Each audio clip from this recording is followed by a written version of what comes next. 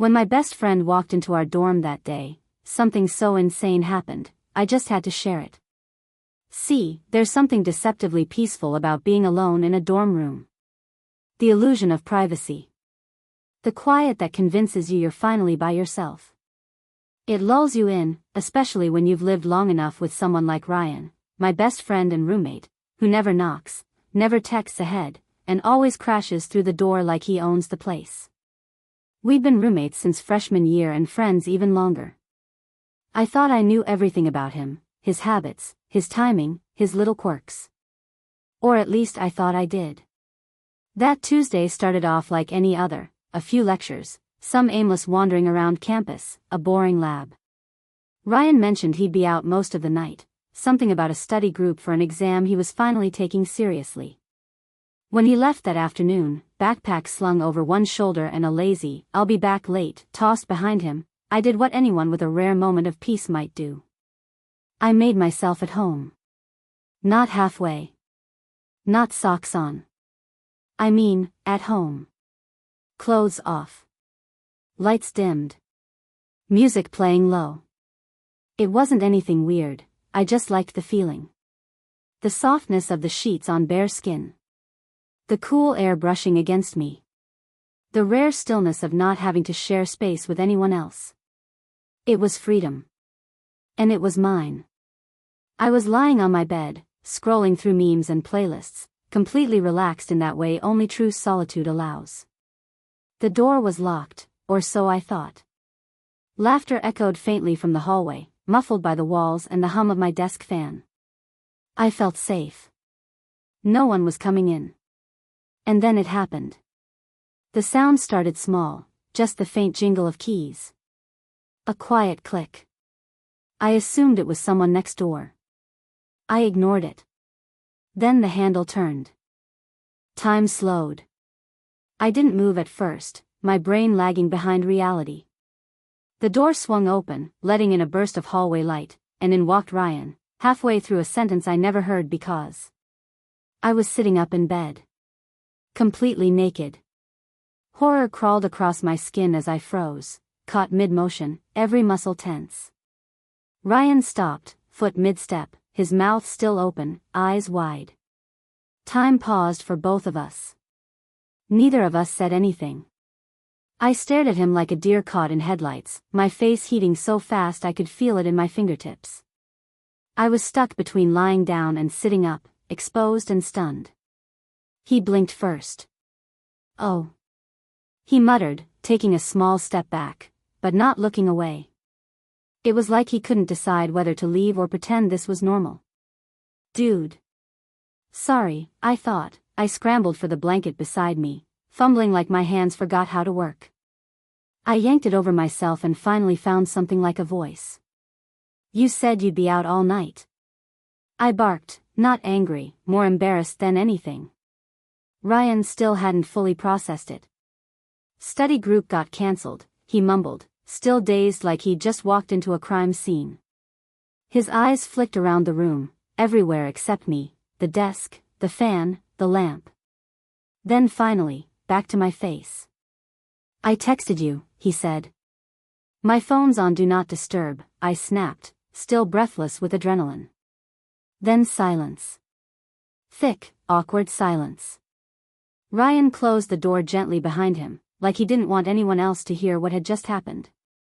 He didn't say anything, just leaned back against it, arms crossed, eyes slightly averted, like he was trying to shield himself from the weirdness between us. I was wrapped in my blanket now, sitting up, still breathing a little too hard. I didn't expect," he started, then trailed off. I shot him a sharp look. "Didn't expect what?" "That I'd be naked?" He rubbed the back of his neck, cheeks a deep red.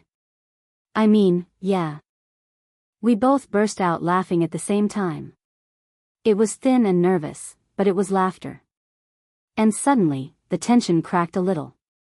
The absurdity of it all finally caught up. Ryan stepped forward, slowly, like I might throw something if he moved too fast. "Look, man, I didn't mean to." "Seriously." "I should have knocked." "Yeah, you really should have," I muttered, still buried under the blanket but relaxing just a bit. He sat down on the edge of his bed across from mine. "You always do this when I'm gone?" he asked, only half joking. "Only when you swear you'll be out for hours," I shot back.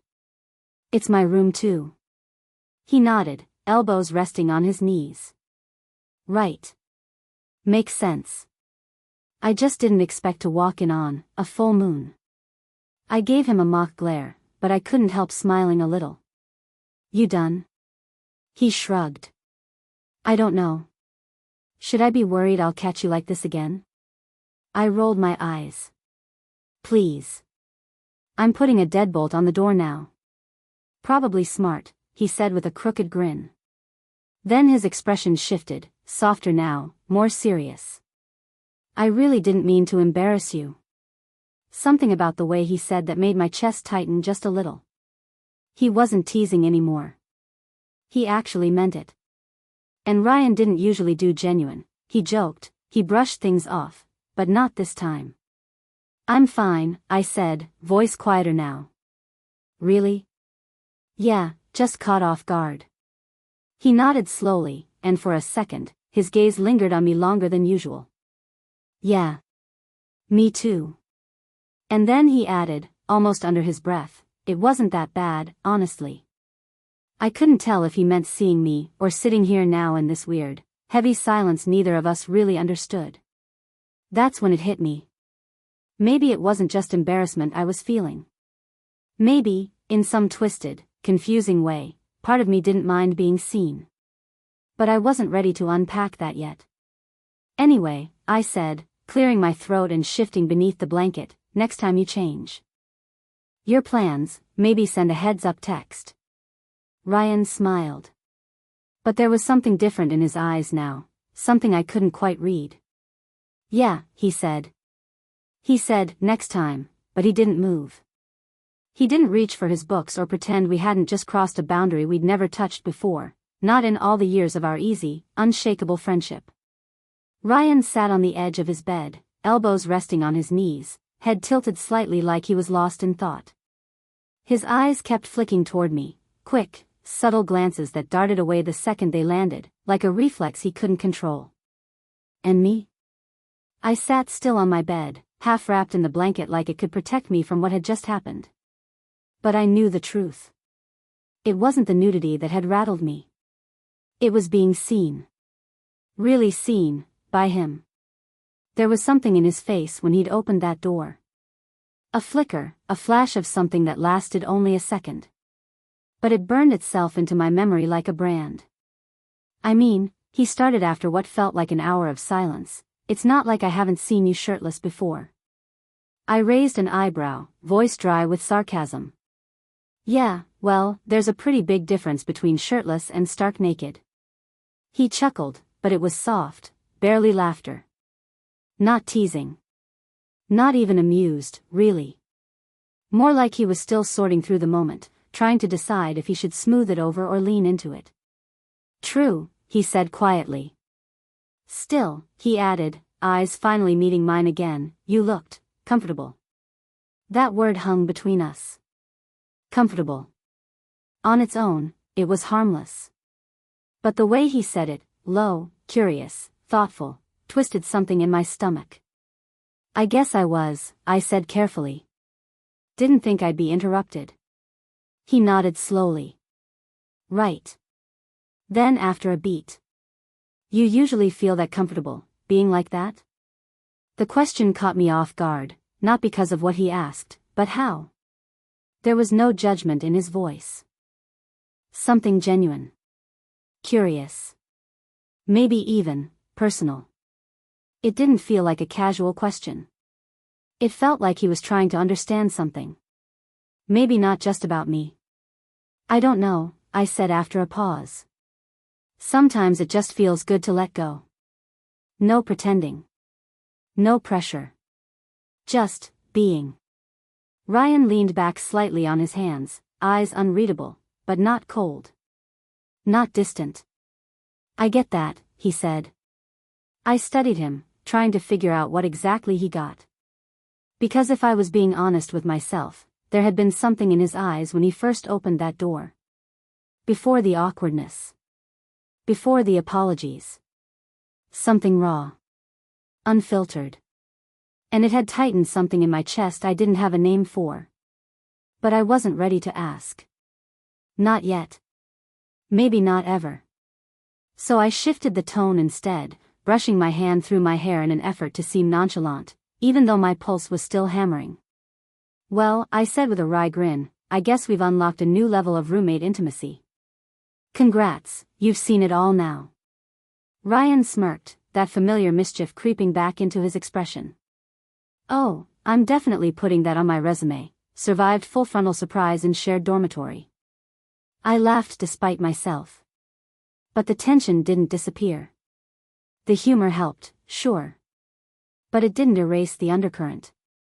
It only added a layer of fragile levity over something deeper, something we still hadn't named. He glanced at me again, softer this time. Hey. I didn't mean to make it weird. You didn't, I said too quickly.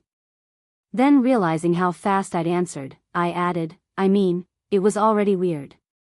But not because of you. His brows lifted slightly. Not much. Just enough to show he caught the shift in my tone. You sure? I hesitated, staring at the hairline crack in the ceiling above my bed.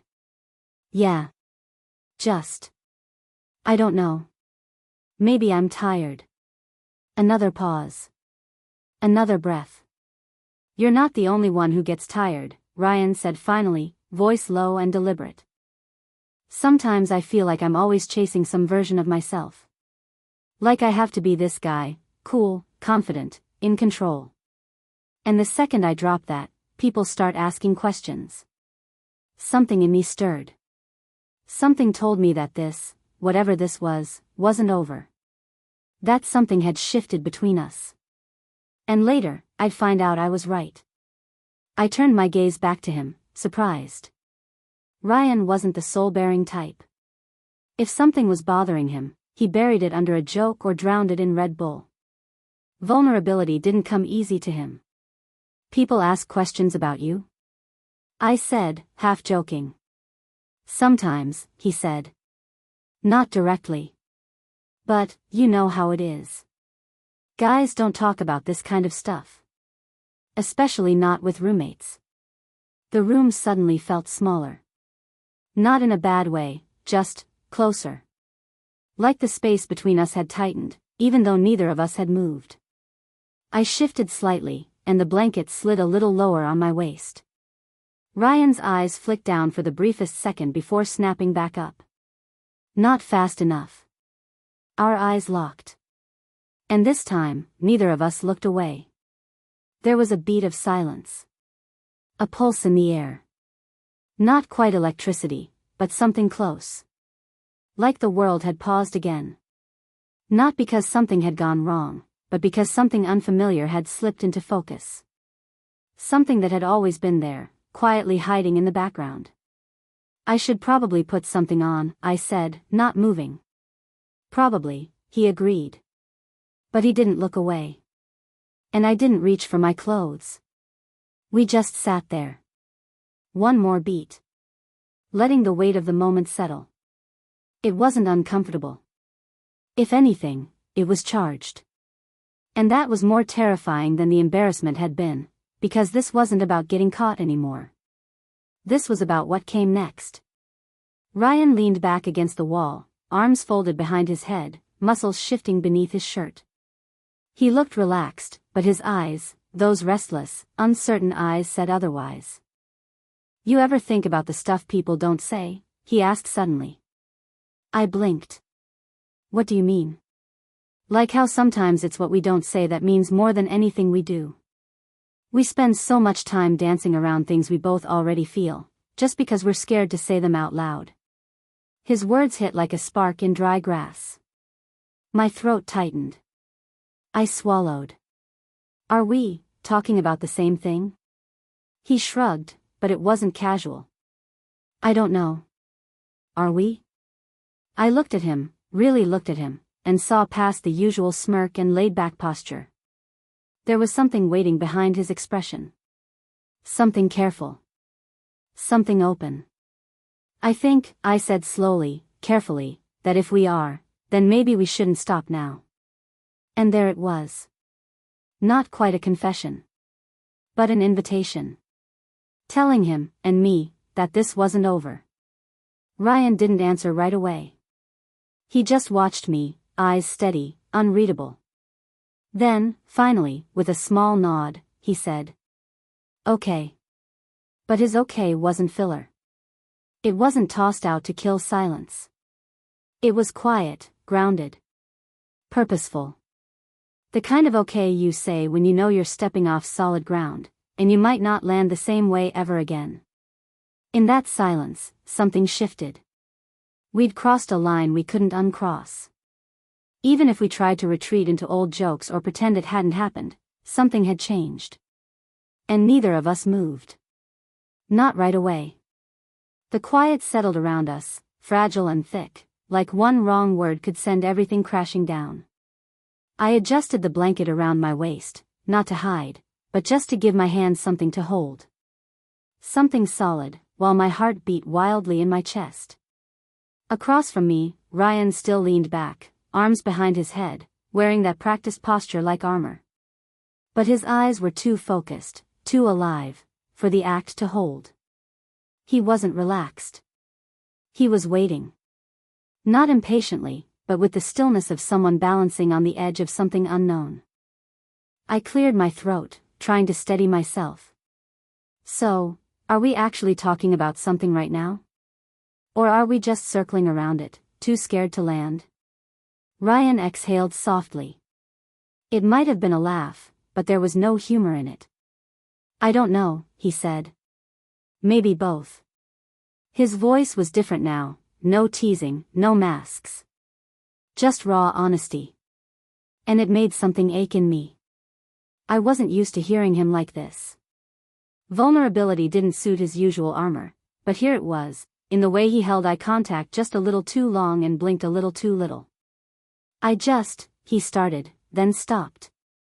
His lips parted, but the words seemed stuck at the edge of his breath. He sat up straighter.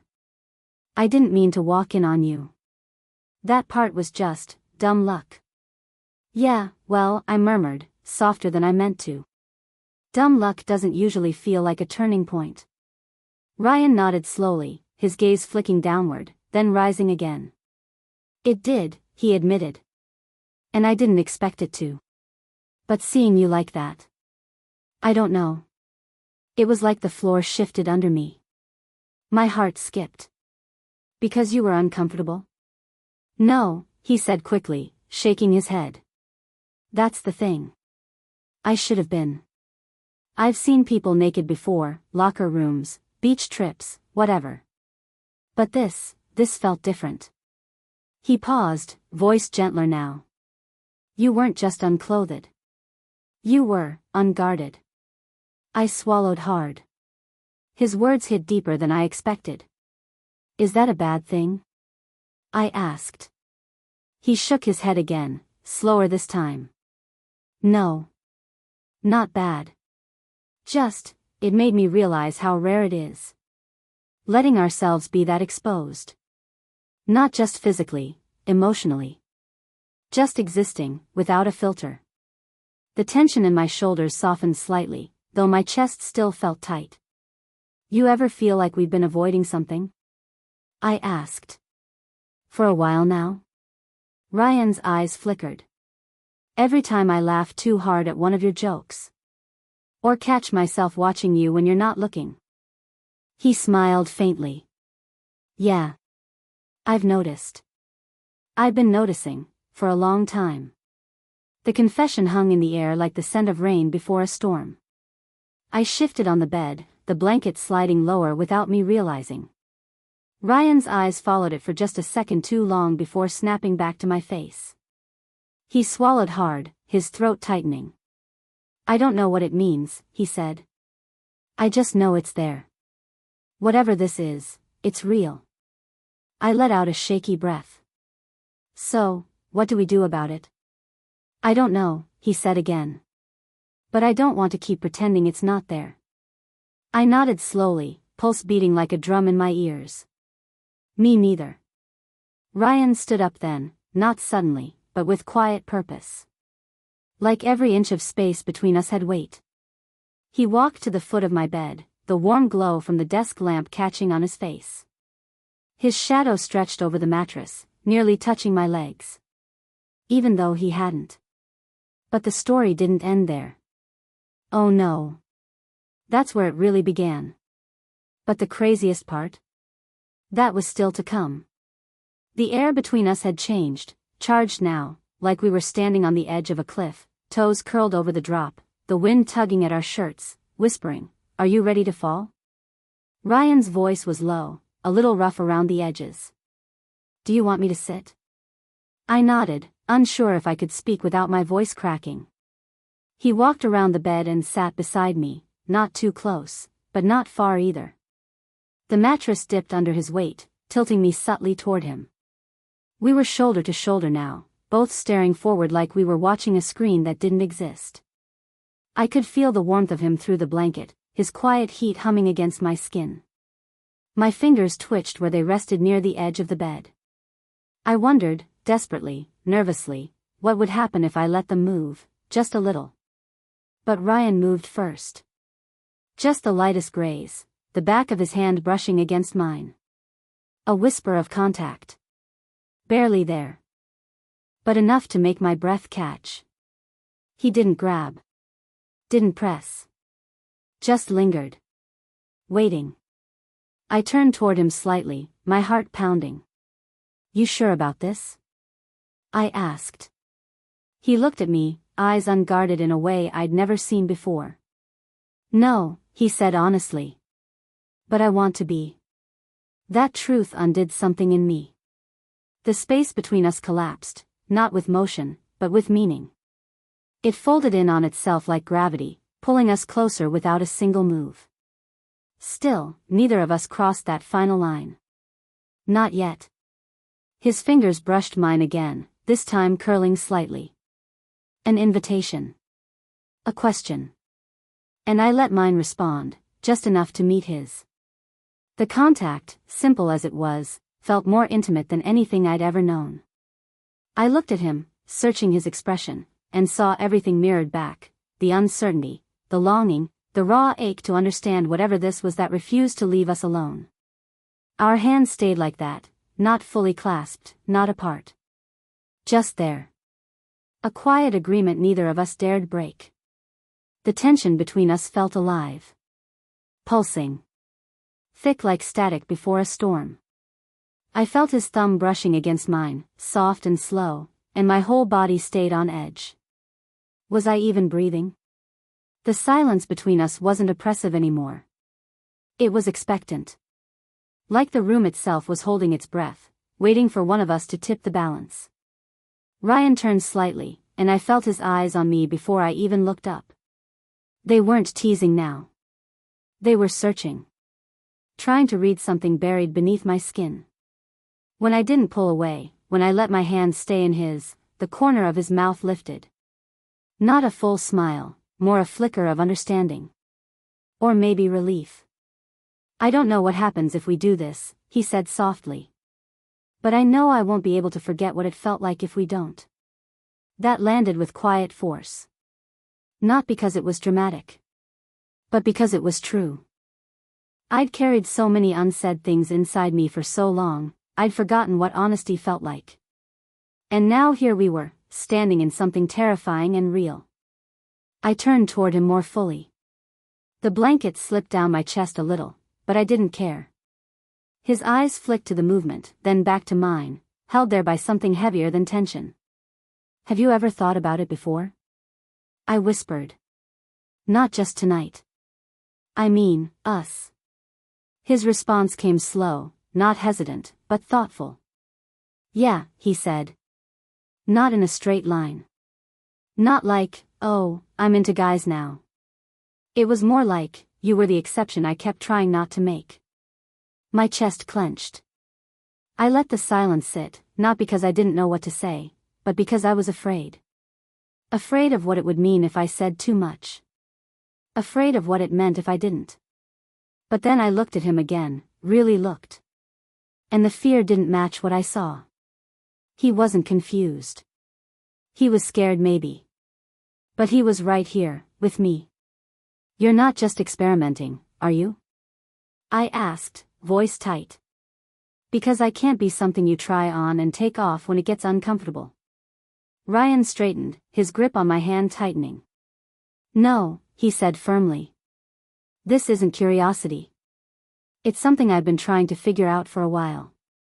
And maybe I don't have all the answers yet, but I know this: I don't want to look back and wonder what could have happened if I wasn't afraid. His words landed like stones in a quiet pond. Rippling. Settling. I nodded, unable to speak just yet. I shifted closer, until our knees touched. Until there was nothing between us but skin, warmth, and the rhythm of breath. You're shaking, he said softly, eyes down on our joined hands. So are you, I murmured. We laughed, nervous and light, but it cut through the tension just enough to let us breathe. Then his hand lifted slowly, hesitant fingers brushing my jaw. The touch was feather-light, like he wasn't sure he was allowed to. I leaned in. Just a little. Just enough. His thumb traced the corner of my mouth, then my cheek. Our eyes locked. I felt the shift, like something invisible had snapped into place. We weren't just best friends anymore. We were something else now. Something unnamed, but real. I keep thinking, he whispered, voice trembling, that if I kiss you, everything might change. It already has, I whispered back. You just haven't caught up yet. That did something to him. Unwound something. His hands slid behind my neck, fingers threading through my hair. He leaned in, so slowly I could feel every inch of space shrinking between us. And still, he waited. He waited. So I closed the gap. Not to crash into him, but to meet him. To say yes, I'm here. I want this too. Our lips met. Barely a kiss. Just the ghost of one. But it was enough to set my whole world spinning. Ryan let out a shaky breath against my mouth, his forehead pressing gently to mine. Tell me if you want to stop, he whispered. I don't, I breathed. And then we kissed again. This time, there was no hesitation. No questions. Just us. Real. Raw. Alive. It wasn't desperate. It wasn't rushed. It was careful. Reverent. And beneath all that tenderness, was hunger. The kind we'd both buried for too long. The kiss deepened like a slow-moving tide, and I knew, without a doubt, that we'd crossed a threshold we could never return from. And I didn't want to. Not now. Not ever. But the story doesn't end here. Oh no. That's where it truly began.